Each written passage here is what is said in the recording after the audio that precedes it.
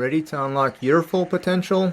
Join me, Greg Berman, your guide to self-discovery, self-acceptance, and joy.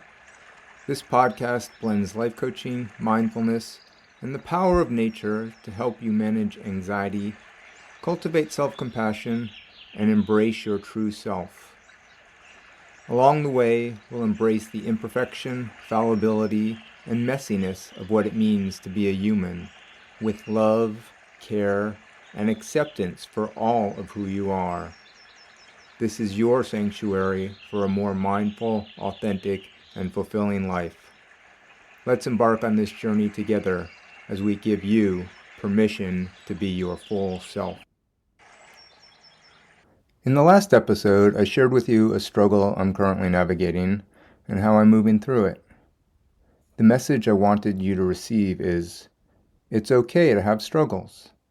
It's okay to not have all the answers, or to have inner blocks holding you back. It can be so easy to judge ourselves when we feel we don't have it all figured out. But nobody has it all figured out. And when we hold ourselves with compassion, it makes the journey to achieving our desires that much more easeful, even if and when we inevitably stumble along the way. In a business meeting I was in earlier today, I heard one of the coaches tell another participant that was dealing with their own blocks and resistance, if you don't feel resistance, then you are not pushing hard enough. I totally understand how that can sound like a very masculine-centric model, though I don't think the meaning was that we must always be pushing, but rather the fact that it is normal for resistance to come up. It's part of the growth process when we are doing something outside our comfort zone. That does not mean it is a requirement that we have resistance, but rather we don't have to judge ourselves for having it or assume something is wrong simply because we feel resistance. Instead, we can know and acknowledge it is normal. It's a part of the process. Then we can explore the places inside ourselves that need more compassion and understanding, as we also assess what resources we need to move forward. Another way of saying the same thing is the quote, "Where there is resistance, there is energy. Where there is energy, there is power. Where there is power, there is love," by Dr. Randolph Stone, founder of Polarity Therapy. What I take from that quote is, if we just did not care about something, there would not be resistance. But when we feel passionate about something, when we feel care for that thing, it can feel scary to move towards it, and it activates our not enough stories. For me, it feels valuable in those moments of resistance to remind myself of the love and passion that created the resistance, because that is where our power lies. It reminds me of another quote. Life is not about waiting for the storm to pass. It's about learning to dance in the rain, by author Vivian Green. In a future episode, I'll share more about how I've been learning to dance in the rain. For today, I'd like to share with you a post I created for my blog on December 25th, 2023, on creating a resilient mind by not taking others' words or actions as personal affronts. So away we go. A resilient mindset, the freedom to stop taking things personally and start thriving. Do you ever feel shame, anger, or discomfort based on the words or actions of others? Criticism, negative feedback, feeling we are being made fun of, or even merely not being liked by someone can all feel like arrows aimed directly at our hearts. When we take things personally, we often feel attacked and diminish ourselves. Often this comes from the subconscious belief that if I harm myself first, it's going to hurt less when others, quote, try to harm me. It's as if you release your own personal fears and judgments to run free in your mind. However, the key to feeling more peace, joy, and happiness lies in developing a bulletproof mindset that allows you to rise above personalization. It's what Peter Sage defines as swimming in goop, or the good opinion of other people. When we allow others' comments to define our truth, our greatness, or even our in-the-moment emotions, we are giving them power that does not belong to them. This can take many forms. Here are just a few. Fear of embarrassment. We can all relate to the feeling of being embarrassed, but the impact that that embarrassment has on us can be quite varied. Many years ago, my girlfriend and live-together partner used to enjoy hiding in our home and trying to scare me. Whenever she was successful, I allowed it to sour my mood, because in my head, I equated falling for her joke as a personal failure. Conscious and unconscious stories of, I should not be so easily startled, or I must look ridiculous, and so many more uncomfortable thoughts entered my head.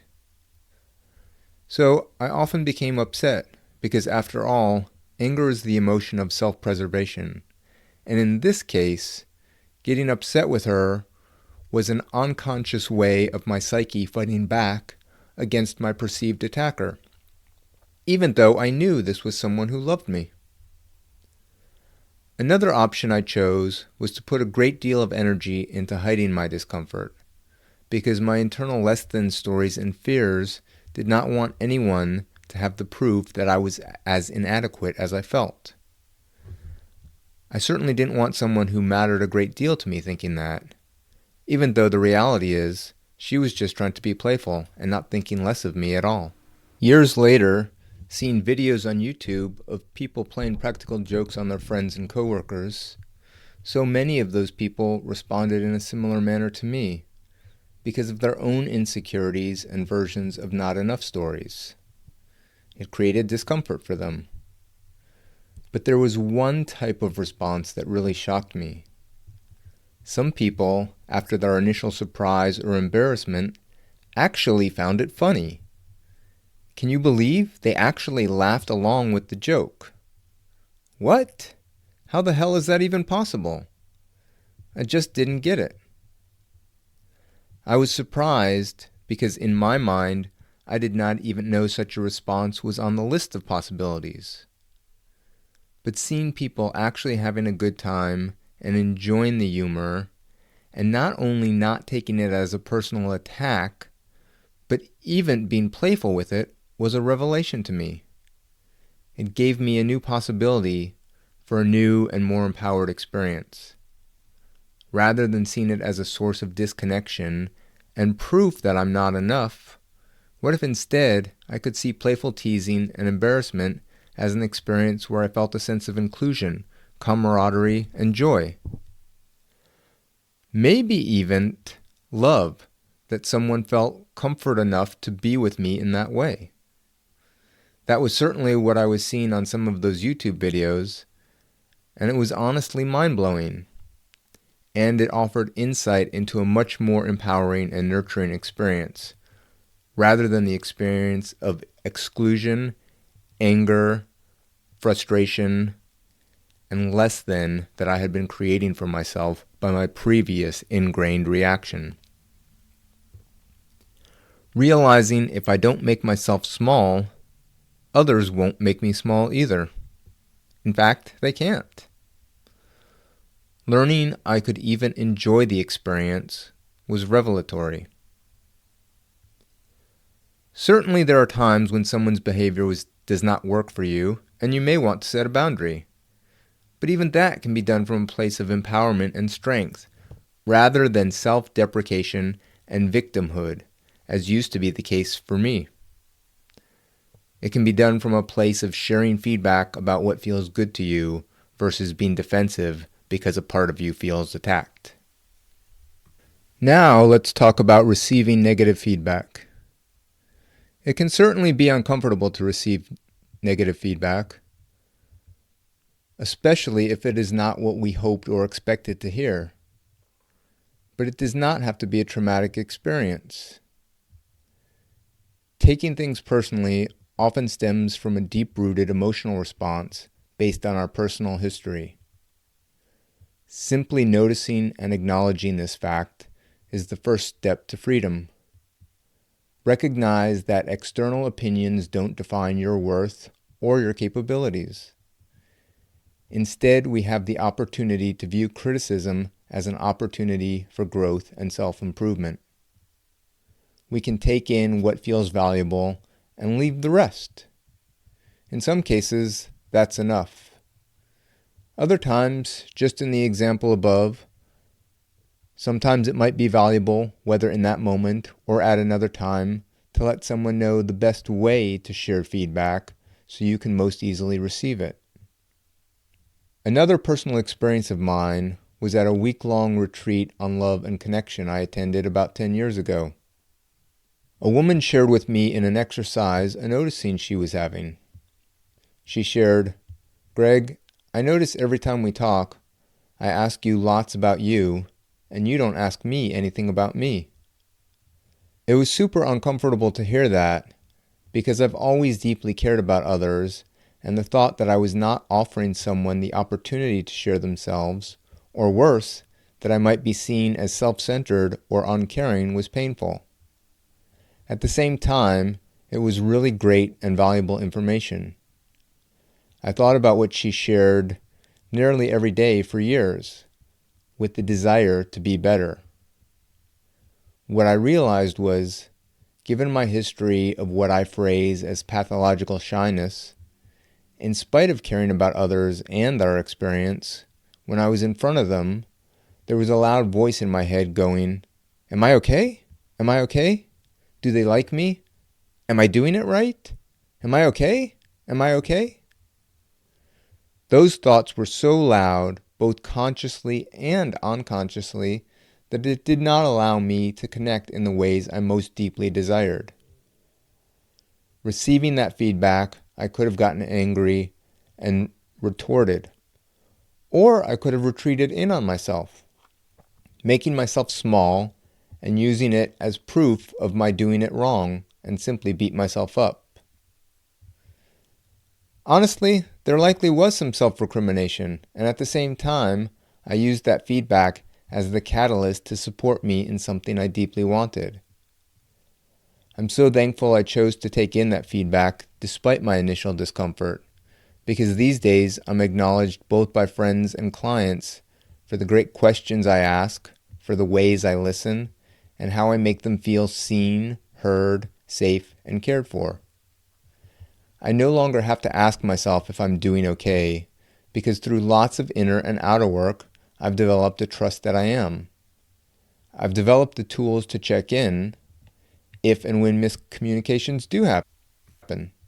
And I've developed the relationships that I can turn to for support if the sting of some feedback I received is momentarily too much to handle on my own. So how do we shift our perspective? To build a bulletproof mindset, it's helpful to reframe your perspective by noticing the intent with which the feedback was offered. Was it with the desire to cause you pain or discredit you? If so, understand that kind of criticism says more about the person delivering it than it does about you. Often, your natural defenses may show up even when the intent was to be informative and supportive, regardless of how the message was delivered. However, when you can embrace a growth mindset, you begin to see these otherwise painful experiences as chances to learn and improve. You can ask yourself, what new insights can I learn here? Or perhaps you decide the critique, however well-intentioned, does not resonate for you. Either way, when you see this as simply information, and even a desire to be supportive, you are choosing not to make yourself wrong. This shift will empower you to approach situations with resilience and curiosity rather than defensiveness. Self-compassion is another important step. When you find yourself taking things personally, be compassionate with yourself. Extend the same kindness to yourself that you would offer a friend. Recognize that everyone makes mistakes and experiences setbacks. Self-compassion allows you to view yourself through a lens of understanding and forgiveness, making it easier to detach from personalizing external opinions or from further attacking or wronging yourself. I've created a video meditation on self-compassion that I'm going to try to include in the show notes. Honestly, since tech is not my strong suit, I can't guarantee that it's going to be there. But if not, you can definitely find the link in the article on my website blog for December 25th, 2023. Or you can go directly to my YouTube channel and search for EFT for self-compassion. So rather than taking criticism as a personal attack, we have the option to treat it as valuable feedback. We can assess the constructive elements within it and use them as stepping stones for improvement. Everything else you can leave behind. And if there are ways you most prefer to receive feedback, again, you can let the other person know. This proactive approach not only diffuses personalization, but also propels you toward continuous growth. Developing a bulletproof mindset is a transformative journey that requires self-awareness, resilience, and a commitment to personal growth. It takes time to develop, so celebrate each small success along the way. By understanding the personalization trap, shifting perspectives, cultivating self-compassion, setting healthy boundaries, and embracing feedback, you can stop taking things personally and embark on a path to thriving in every aspect of your life. Remember, the power to create a resilient mindset lies within you. Thank you for joining me on my journey. I'm honored that you have chosen to be here and let me share with you. I hope what I share is nourishing and valuable for you. I hope it offers you some insight into your own patterns, whether they are similar or even if they are wildly different from my own. If anything resonates with you, I'd love to hear what you are taking away, or even what questions it brings up for you. Let's give each other permission to be our full selves, both the amazing and the messy that resides in us all. And please share this far and wide. I'd be grateful if you'd put a like and a comment wherever you get your podcasts. You can find out more about me and my work on my website, inconnectionwithnature.com. If I can be of more direct support, reach out and let's have a conversation. See you in the next episode. Or join me on my blog.